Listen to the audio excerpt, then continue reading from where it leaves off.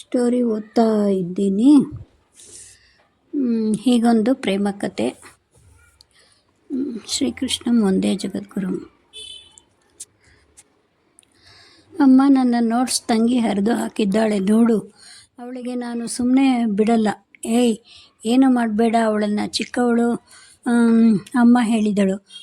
ಈಗ ನೀನು ಬರೆದು ಕೊಡು. ನಿನ್ನ ಫ್ರೆಂಡ್ ಇದ್ದಾಳಲ್ಲ, ಅವಳಿಗೆ ಹೇಳು, ಭುವಿನಾ, ಅವಳು ಅವಳು ಅವಳು ಬರೆದು ಕೊಡ್ತಾಳೆ. ನಿನಗೆ ಗೊತ್ತಾಗಲಿಲ್ಲ ಅವಳಿಗೆ ಸಿಗದಂತೆ ಇಡಬೇಕು ಅಂತ. ಈ ಸರಿಗೆ ಬರೆದು ಕೊಡ್ತೀನಿ. ನೆಕ್ಸ್ಟು ಎಲ್ಲ ಹೀಗೆ ಮಾಡಬೇಡ. ಅವನು ತಪ್ಪು ಮಾಡುತ್ತಿದ್ದ, ಅವಳು ಎಲ್ಲ ಸರಿಪಡಿಸುತ್ತಿದ್ದಳು. ಹರಿನ್, ಇವತ್ತು ಎಲ್ಲ ದೇವಸ್ಥಾನಕ್ಕೆ ಹೋಗ್ತೀರಾ? ನೀನು ಬಾ. ದೇವಸ್ಥಾನಕ್ಕ? ನಂಗೆ ಇಷ್ಟ ಇಲ್ಲ. ಇವತ್ತು ಸ್ಪೆಷಲ್ಲು ಊಟ ಇರುತ್ತೆ ಕಣೋ. ಬಾರೋ, ಹಾಗಾದರೆ ನೋಡ್ತೀನಿ, ಬರ್ತೀನಿ ಬಿಡು. ಊಟ ಎಂದ ತಕ್ಷಣ ಬರ್ತೀನಿ ಎಂದ. ದೇವಸ್ಥಾನದಲ್ಲಿ ಅವರಿಬ್ಬರು ಆಟ ಆಡ್ತಾ ಎಲ್ಲರ ಜೊತೆ ಇದ್ದು ಪ್ರಸಾದದಲ್ಲಿ ಹಂಚೋಕ್ಕೆ ಎಲೆ ಎಲ್ಲ ಕೊಟ್ಟು ದೇವರಿಗೆ ದೀಪ ಹಚ್ಚೋರಿಗೆ ಹೆಲ್ಪ್ ಮಾಡಿ ಬಸವಣ್ಣನಿಗೆ ಹೂವು ಅಲಂಕಾರ ಮಾಡಿ ಎಲ್ಲ ಮಾಡುತ್ತಿದ್ದ. ಇವರಿಬ್ಬರನ್ನು ಎಲ್ಲರೂ ನೋಡಿ, ಏನು ಇಷ್ಟು ಚೂಟಿಯಾಗಿದ್ದಾರೆ, ಎಷ್ಟು ಚೆನ್ನಾಗಿ ಓಡಾಡ್ತಾರೆ, ಅದು ದೊಡ್ಡವರ ಹಾಗೆ. ಶಲ್ಯ ಉಟ್ಟು ಹಣೆಗೆ ಕುಂಕುಮ ಇಟ್ಟು ಓಡಾಡ್ತಾ ಇದ್ದಾರೆ. ನೋಡೋಕ್ಕೆ ಎಷ್ಟು ಚೆನ್ನಾಗಿದ್ದಾರೆ. ಇನ್ನು ಆ ಹುಡುಗಿ ಒಳ್ಳೆ ಮದುಮಗಳಂತೆ ಕುಚ್ಚು ಹಾಕಿ ಜುಬ್ಕಿ ತೊಟ್ಟು ರೇಷ್ಮೆ ಲಂಗ ಹಾಕಿ ಓಡಾಡ್ತಾ ಇದ್ದಾಳೆ. ನೋಡೋಕ್ಕೆ ಚೆನ್ನಾಗಿದ್ದಾಳೆ. ಕೆಲವರಂತೂ ಗಂಡ ಹೆಂಡತಿ ಥರ ಕಾಣ್ತೀರಾ ಅಂದಾಗ ಸುಪ್ರಿಯಾ ಅಮ್ಮ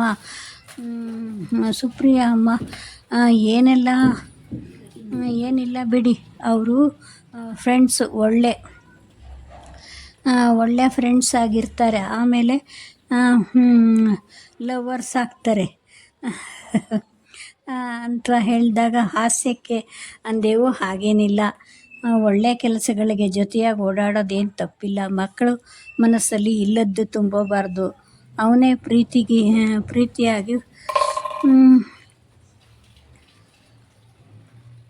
ಫ್ರೀಯಾಗಿ ಓಡಾಡಬೇಕು.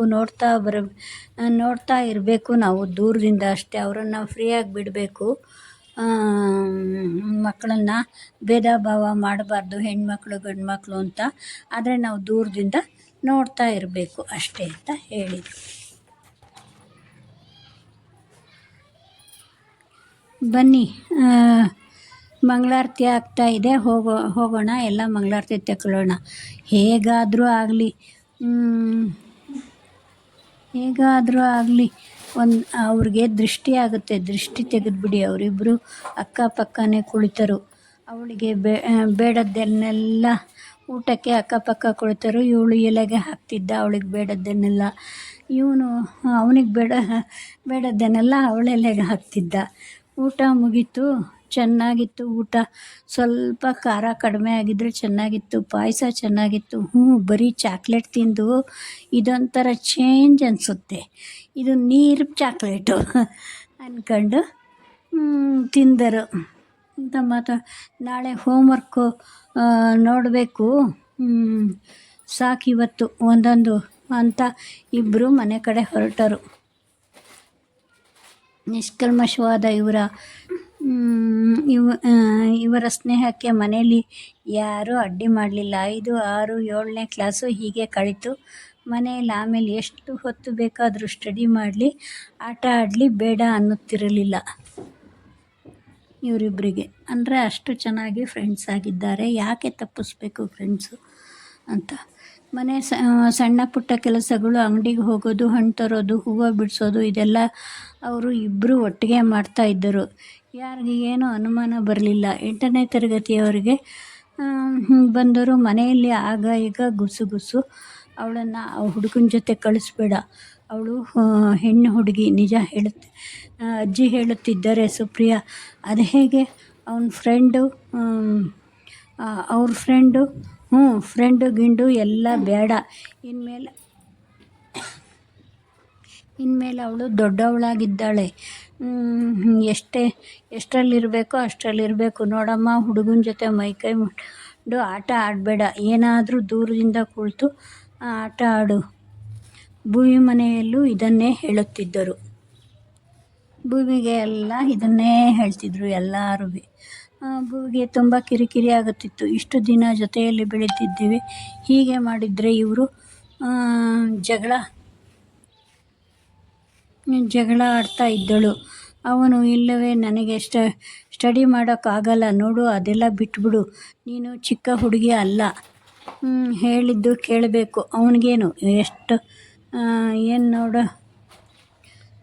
ಏನು ನೋಡೆ ಹರಿನ್, ಅವಳ ಜೊತೆ ಏನಾದರೂ ಹೋದರೂ ನಿನಗೆ ಅಷ್ಟೇ. ನಾವೇನು ಗಂಡ ಹೆಂಡತಿ ಆಟ ಆಡಲ್ಲ, ನನಗೂ ಎಲ್ಲ ಗೊತ್ತು.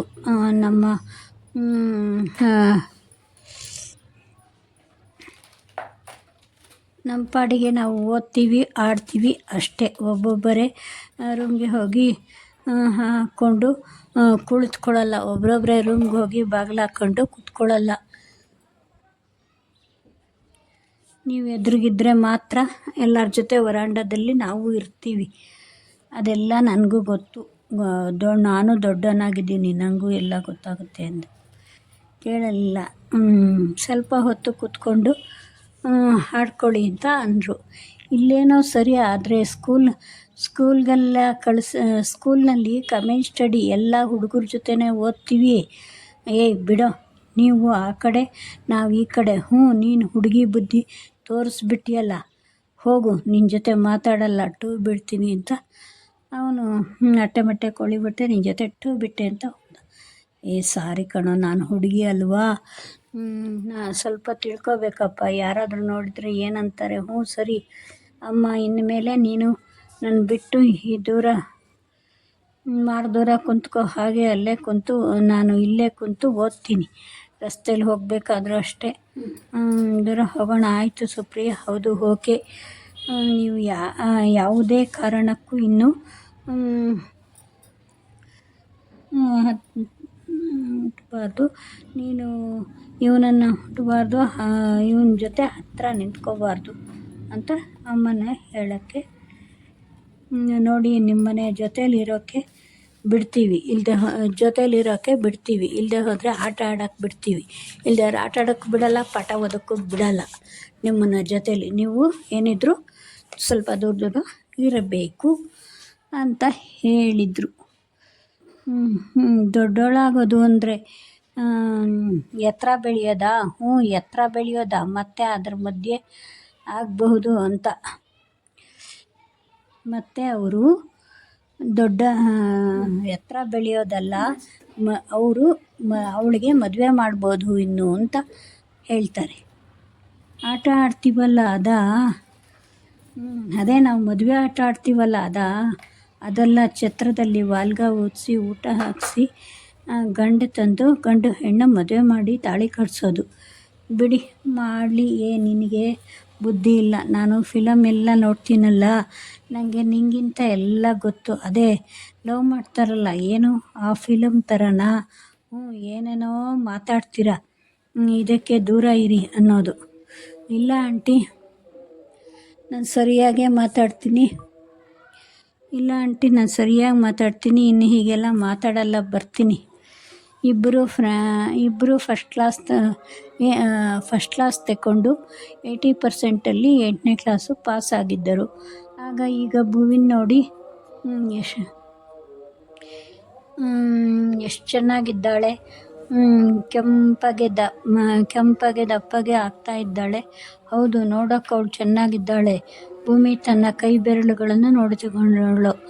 ಉದ್ದಗೆ ಬೆಳ್ಳಗೆ ಇದ್ದ ತೆಳ್ಳಗೆ ಇದ್ದ ಕೈ ಬೆರಳುಗಳು ನೀಳವಾಗಿದ್ವು. ಅದಕ್ಕೆ ಅವಳಿಗೆ ಇಷ್ಟವಾದ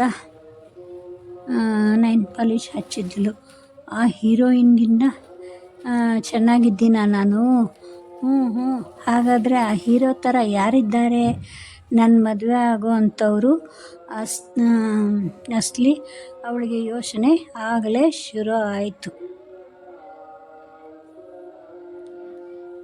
ಕನ್ನಡಿಲಿ ನೋಡಿಕೊಂಡು ಅವಳೇ ಕೇಳಿಲು, ಹೀರೋ ಆಗೋರು ಅಂಥವ್ರು ಯಾರಿದ್ದಾರೆ ಅಂತ. ಆಗಲೇ ಅವಳಿಗೆ ಒಂಥರ ಮದುವೆ ಯೋಚನೆ ಬಂತು, ಇರೋದು ಯೋಚನೆ. ಹರಿನ್ ಬಂದು ಅವಳ ಹಿಂದಿನಿಂದ ಅವಳ ಕಣ್ಣು ಮುಚ್ಚಿದ. ನಾನಿದ್ದೀನಿ. ಅವಳು ಬೆಚ್ಚಿ, ಏಯ್ ನೀನು ಈ ಥರ ಎಲ್ಲ ಮುಟ್ಬಾರ್ದು ಅಂತ ಹೇಳಿಲ್ವಾ? ಸಾರಿ, ನಾನು ಮೊದಲು ಎಲ್ಲ ನಾವು ಹೀಗೆ ಇರಲಿಲ್ವಾ ಆಟ ಆಡ್ತಾ ಇದ್ದಿದ್ದು? ಮೊದಲಿಂದನೂ ಹೀಗೆ ಅಲ್ವಾ ನಾವು ಆಟ ಆಡ್ತಿದ್ದಿದ್ದು? ಅದು ಮೊದಲಾಯಿತು, ಈಗ ಹಾಗೇನಿಲ್ಲ. ಹ್ಞೂ. ಅವಳೇ ಮಾತು ಬೇರೆ ಕಡೆ ತಿರುಗಿಸಿದಳು. ಓದಿದ್ದಾಯಿತು. ಟೆಸ್ಟ್ಗೆ ಈ ಸರಿ ನೀನು ಎಸ್ ಎಲ್ ಸಿ. ನಾನೇನೋ ಟೆಸ್ಟ್ಗೆ ಓದ್ತಾ ಇದ್ದೀನಿ. ನೀನು SLC ಚೆನ್ನಾಗಿ ಮಾರ್ಕ್ಸ್ ತೆಗಿಬೇಕು ಗೊತ್ತಾ? ಇನ್ನು ನೀನು 9th ಅಲ್ಲೇ ಇದ್ದೀಯ. ಇಲ್ಲದೆ ಹೋದರೆ ಎಕ್ಸಾಮ್ನಲ್ಲಿ ಹಿಂದೆ ಕಾಫಿ ಹೊಡೆದು ನಾನು ಪಾಸ್ ಆಗ್ತಾಯಿದ್ದೆ. ನೀನು ಚೆನ್ನಾಗಿ ಓದಿ ಇಂಜಿನಿಯರೋ ಡಾಕ್ಟ್ರೋ ಆದರೆ ಒಳ್ಳೆ ಹುಡುಗಿ ಸಿಗ್ತಾಳೆ. ನನಗೆ ನಿನ್ನ ಬಿಟ್ಟು ಯಾರೂ ಬೇಡ ಕಣೆ. ಏನು ಹೇಳ್ತಿದ್ದೀಯ? ಮತ್ತು ನಿನ್ನ ಬಿಟ್ಟರೆ ನಾನು ಯಾರನ್ನೂ ಮದುವೆ ಆಗಲ್ಲ. ನಾನು ಯಾರನ್ನೂ ಲವ್ ಮಾಡಲ್ಲ, ಇಷ್ಟಪಡಲ್ಲ. ನಿನ್ನೆ ನಾನು ಇಷ್ಟಪಡೋದು. ಈಗ ಕ್ಲಾಸ್ ನೋಡೋಣ, ಮದುವೆ ಯೋಚನೆ ಬೇಡ. ನಾನು ಬೇಗ ಮನೆಗೆ ಹೋಗಬೇಕು ಅಂತ ಅವನು ಹೇಳಿ ಹೊರಟ.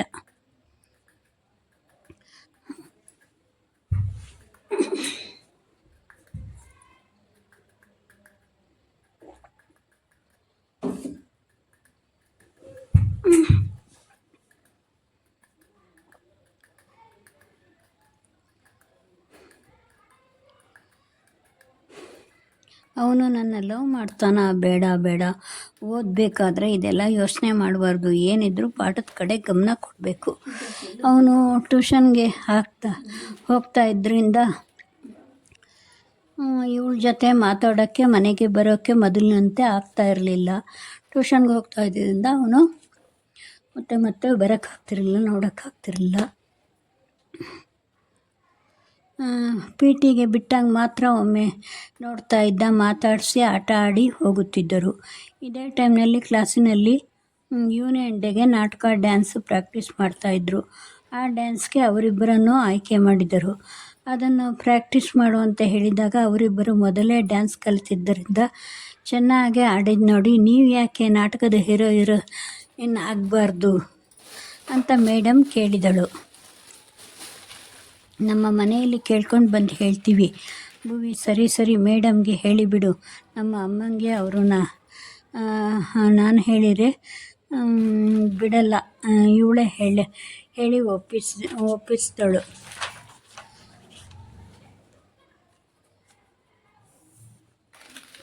ಶಾಕುಂತಲೆಯಲ್ಲಿ ನಾಟಕ ಮೊದಲೇ ಕೇಳಬೇಕಾ? ಡ್ಯಾನ್ಸು, ಹಾಡು, ಅವಳ ಡ್ರೆಸ್ಸು.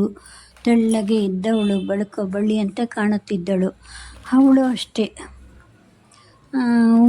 ಉಂಗುರ ಕೊಡಪ್ಪ ಅವಳಿಗೆ ಅಂದಾಗ, ಲೇ ಭುವಿ, ನಾನು ಉಂಗುರ ಕೊಟ್ಟಿದ್ದು ನಿನ್ನ ಮರ್ತು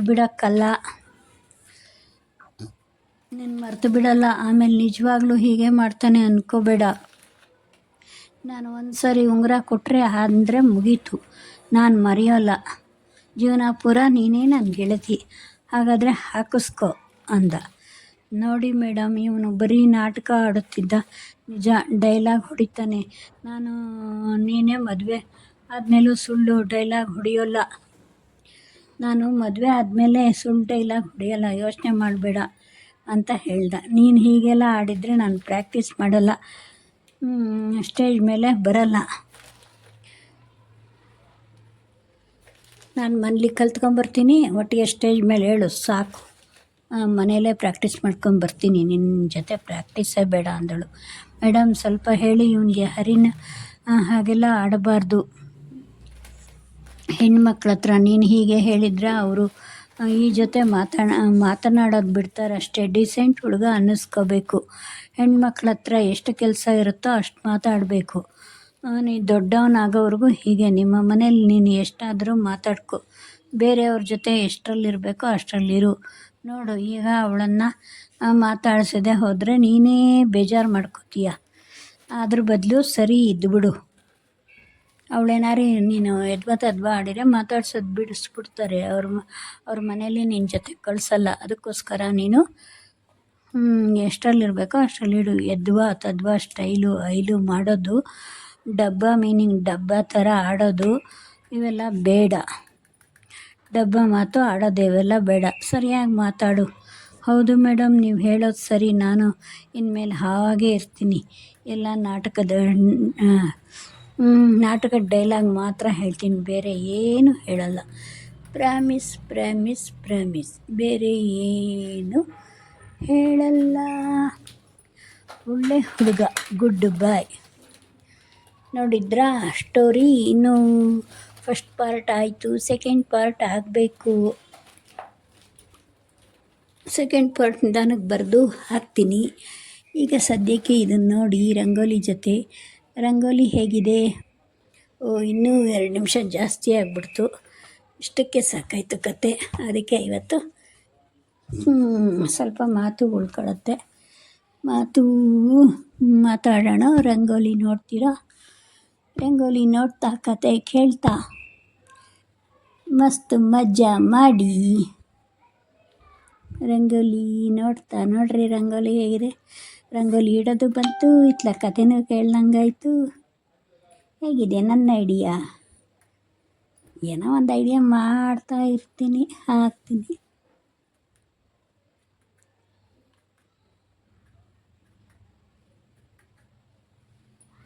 ಇದುವರೆಗೂ ಬಂದಿದೆ, ಎಲ್ಲರೂ ನೋಡ್ತಾ ಇದ್ದೀರಾ, ಥ್ಯಾಂಕ್ ಯು. ವಿಜಯ್ ವಿಡಿಯೋ ಹಾಕಿದ್ದೆ, ಅದನ್ನು ಎಲ್ಲರೂ ತುಂಬ ಖುಷಿಯಾಗಿ ನೋಡಿದ್ದಾರೆ. ನನಗೂ ಖುಷಿಯಾಯಿತು ನೋಡಿದ್ದು. ಈಗ ಸ್ವಲ್ಪ ಜಾಸ್ತಿ ಮಾಡ್ತಾ ಹೋಗಿ, ಇನ್ನೇನು ಮಾಡೋದು. ಸರ್ಕೊಂಡು ನಿಧಾನಕ್ಕೆ ಯಾವಾಗ ಬೆಳೆಯುತ್ತೋ ಬೆಳೀಲಿ, ನಿಧಾನಕ್ಕೆ ಹಾಕ್ತಾ ಇರ್ತೀನಿ. ಅಂತೂ ನೋಡ್ತಾ ಇದ್ದಾರೆ, ವಿಡಿಯೋನ ನೋಡ್ತಾ ಇದ್ದಾರೆ. ಅದನ್ನೇ ಹೆಚ್ಚಿಸ್ಕೊಳ್ತಾ ಹೋಗೋದು. ಮತ್ತು ಇವತ್ತು ದೊಡ್ಡ ವಿಡಿಯೋ ನೋಡಿದೆ, ಯಾವುದೋ ಒಂದು. ಅಯ್ಯೋ 40 ನಿಮಿಷದ ವಿಡಿಯೋ, 1.5 ಗಂಟೆ ವಿಡಿಯೋ. ಎಲ್ಲ ಹೇಳಿರೋ ಇನ್ನೇನು ವಿಡಿಯೋ ಮಾಡೋದು, ವಿಡಿಯೋ ಹಾಕೋದು ಎಲ್ಲ ಕಂಟಿಸ್ಟೆನ್ಸಿ ಸರಿ ಇರಲಿ ಅಂತಾರೆ. ಕಂಟಿಸ್ಟೆನ್ಸಿ ಏನು ವಾರಕ್ಕೆ ದಿವಸ ಎಲ್ಲ ವಿಡಿಯೋ ಹಾಕೋಕ್ಕಾಗುತ್ತಾ? 1 ವರ್ಷವೆಲ್ಲ ವಿಡಿಯೋ ಹಾಕಿದ್ದೀವಿ ಯೂಟ್ಯೂಬ್ನಲ್ಲಿ. ವರ್ಷ ಎಲ್ಲ ಯೂಟ್ಯೂಬ್ ಹಾಕಿದ್ದು, ಇವಾಗಲೂ ಹಾಕು ಅಂತಂದರೆ ದಿವಸ ವಾರಕ್ಕೆ 2 ಹಾಕ್ಬೋದು ಅಷ್ಟೇ. ವಾರಕ್ಕೆ 2 ವಿಡಿಯೋ ಹಾಕೋದು, ಶಾರ್ಟ್ಸ್ ಹಾಕೋದು ಮಾಡ್ತೀವಿ. ಆದ್ರೂ ನೋಡೋಣ ಯಾವಾಗ ಸ್ಟ್ಯಾಂಡ್ ಆಗುತ್ತೋ ಆಗಲಿ. ತುಂಬ ಚೆನ್ನಾಗಿ ಹೇಳಿರೋರು ಎಲ್ಲ ಹೇಗೆ ಮಾಡಬೇಕು ವಿಡಿಯೋ ಅಂತ, ಹೇಗೆ ಸೆಟ್ಟಿಂಗ್ಸ್ ಎಲ್ಲ ಮಾಡ್ಕೋಬೇಕು, ಎಲ್ಲ ನೀಟಾಗಿ ಮಾಡ್ಕೊಳ್ಳಿ. ಸೆಟ್ಟಿಂಗ್ಸ್ ಎಲ್ಲ ಕೆಲಸ ಹಿಡಿದ ಮೇಲೆ ಸರಿಯಾಗಿ ಮಾಡಿ ಅಂತ ಹೇಳಿರೋ. ಇನ್ನೂ ಏನೇನೋ ಹೇಳಿರೋ ಇನ್ನೊಂದು ವಿಡಿಯೋದಲ್ಲಿ. Thank you very much.